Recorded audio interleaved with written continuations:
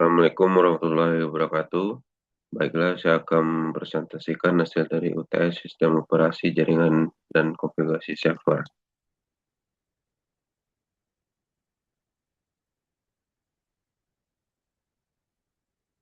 Yang pertama, jelaskan secara detail fungsi dari prinsip dan kerja setiap perangkat yang terdapat pada gambar di bawah ini. Seperti yang dijelaskan, di gambar yang pertama itu ada router. Router ini berfungsi menghubungkan dua atau lebih jaringan yang berbeda serta menentukan jalur terbaik untuk pengiriman data. Prinsip kerja router ini menerima paket data di suatu jaringan, router membaca alamat tujuan, router mencocokkan alamat tujuan dengan tabel routing, router menentukan jalur terbaik, dan paket diteruskan ke jaringan tujuan. Yang kedua itu ada switch. Switch digunakan untuk menghubungkan beberapa perangkat dalam satu jaringan lokal. Prinsip kerja switch ini menerima frame data, membaca alamat MAC tujuan, mencocokkan dengan MAC address table, dan mengirim data hanya ke port tujuan. Yang ketiga ada access point. Berfungsi menyediakan akses jaringan secara nirkabel.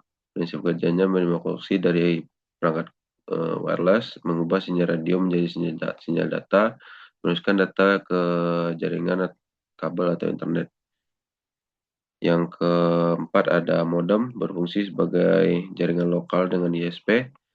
Prinsip kerjanya melakukan modul sinyal digital menjadi analog, melakukan demodulasi sinyal analog menjadi digital, dan menghubungkan perangkat ke internet. Dan terakhir itu ada server. Server mesti menyediakan layanan dan sumber daya bagi klien dalam jaringan. Prinsip kerjanya menerima request dari klien, memproses permintaan, dan mengirim respon sesuai layanan yang diminta. Soal yang kedua, jelaskan apa yang masuk dengan Domain Name System atau DNS beserta prinsip kerjanya. DNS atau Domain Name System ini adalah sistem yang digunakan untuk menerjemahkan nama domain menjadi alamat IP, sehingga komputer dapat menemukan lokasi server di internet. Contoh domainnya itu detik.com dan contoh IP-nya itu 192.168.13.1. Dengan kata lain, manusia lebih mudah mengingat nama domain dibandingkan alamat IP, sehingga DNS berfungsi sebagai penerjemah antara keduanya. DNS berfungsi menerjemahkan domain menjadi IP address, mempermudah akses website, mengurangi kebutuhan menghafal IP, dan mempercepat pencarian alamat server, dan mendukung pengelolaan domain di internet. Prinsip kerja DNS ini, user mengetik alamat website, proses mengirim request ke DNS, resolver mencari alamat IP, jika belum ditemukan, resolver bertanya ke root atau DNS server TLD. Server TLD ini ada .com, .org, .id.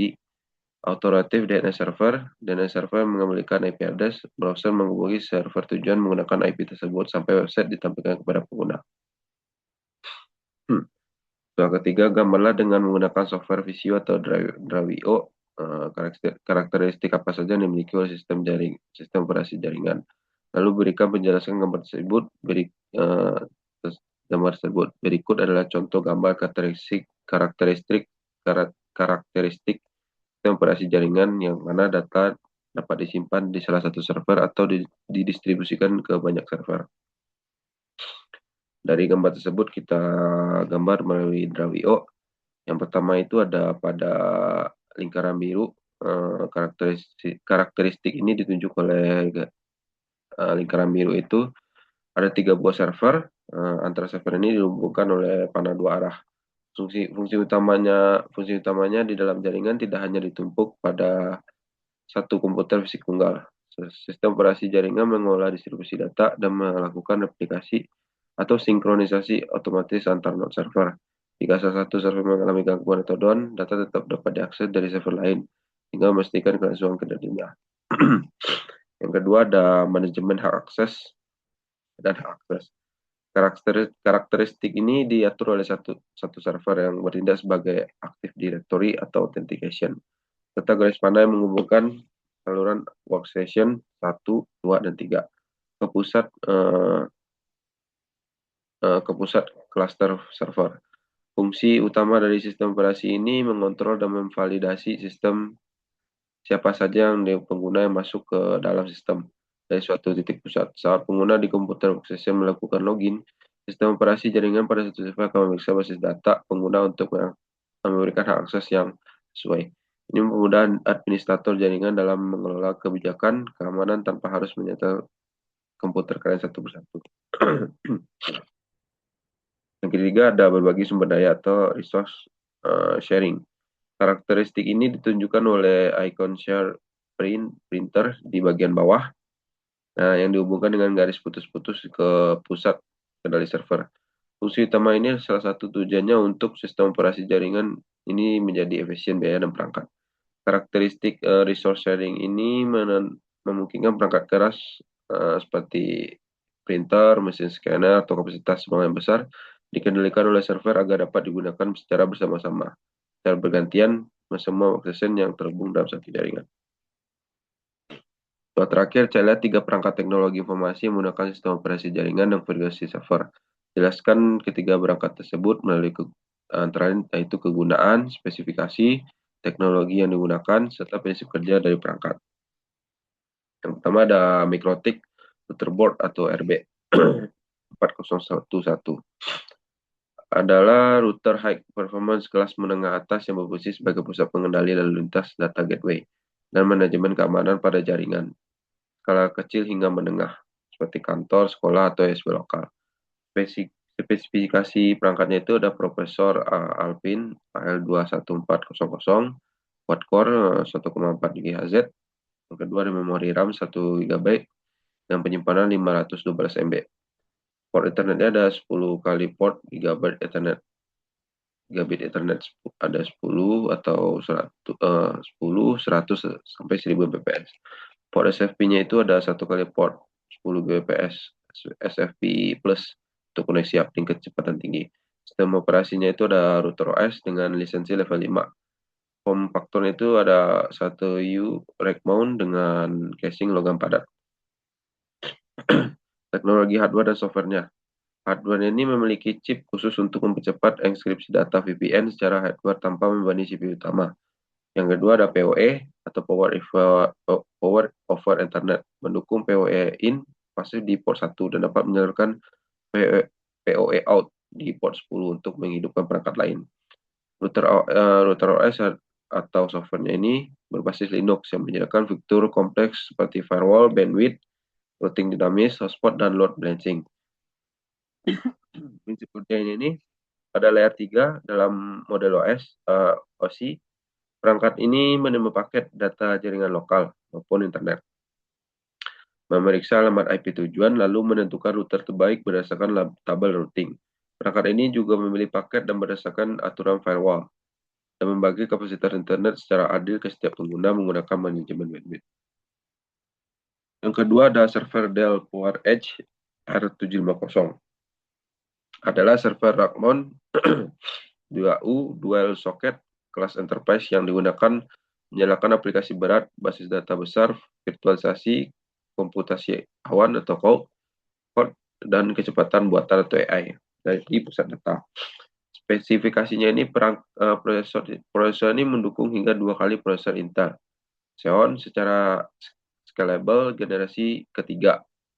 Memorinya ini ada 32 slot DDR4 mendukung kapasitas maksimal hingga 8 TB.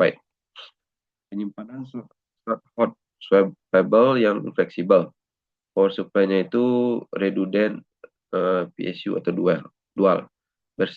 Bersertifikasi hingga titanium untuk efisiensi daya tinggi. Form factor-nya itu ada 2U rack server. Teknologi hardware dan software-nya itu pertama ada NFMe dan PCLA generasi keempat, pendukung transfer data berkecepatan ultra tinggi langsung media menyimpanan ke prosesor.